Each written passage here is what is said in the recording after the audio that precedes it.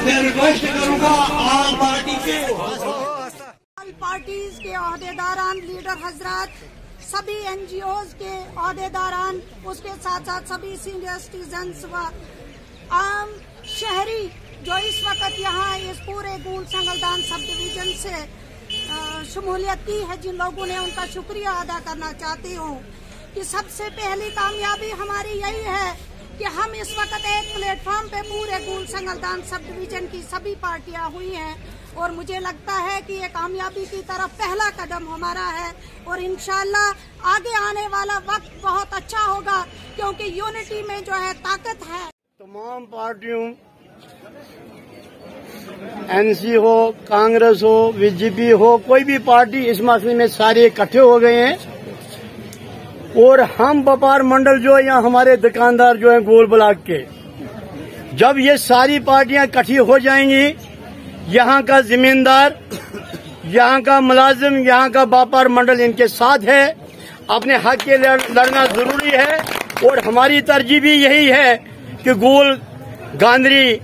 सुमन को मिला के हमें कॉन्स्टिट्यूंसी दी जाए जो हमारा हक बनता है और हम 58,000 वोटर इसमें हैं। गवर्नमेंट कोई हम पे एहसान नहीं रखेगी, गवर्नमेंट कोई एहसान हम पे नहीं रखेगी, ये हमारा हक है। इसके लिए अगर हमें 6 महीने भी बंद करना पड़ेगा, अपने हक के लिए हम लड़ेंगे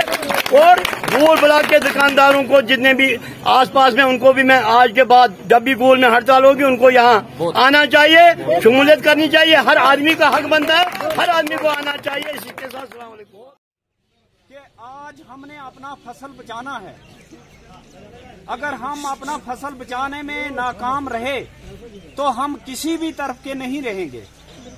हमारे साथ अलग अलग जब भी डिलिमिटेशन कमीशन की रिपोर्ट आती रही है, हमारे साथ ज्यादती होती रही है। और ये जो पहाड़ी इलाका जो है, जो पहाड़ी इलाका गूल का है, ये बहुत दूर दराज और बहुत पसमानदा इलाका है।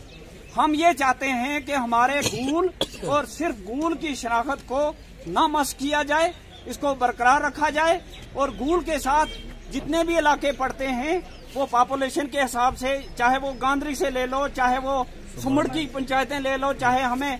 बुद्धन से ले लो, लेकिन हमारे गूल की शनाख्त जो है वो कायम रहनी चाहिए। और हम हुकूमत को ये मैसेज देना चाहते हैं कि हमारी कॉन्स्टिट्यूंसी को बरकरार। और आज भी एहतियात की शक्ल में हम यहाँ पे हैं और ये जो डिलिमिटेशन का ये चल रहा है, ये जो हमारा गूल को कट के रमबन और बनहाल की ये क्या कहते हैं, सकलदान को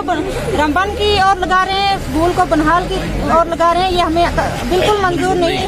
हम इसकी जानते हैं कि यहाँ ये मेरे भाई एक ने बताया कि होशियार हो जाए नादां, तेरी बर्बादी के मशवरे हो रहे हैं आसमानों में। तो मेरे साथियों, जिस तरह से आप सभी लोगों को बखूबी इल्म है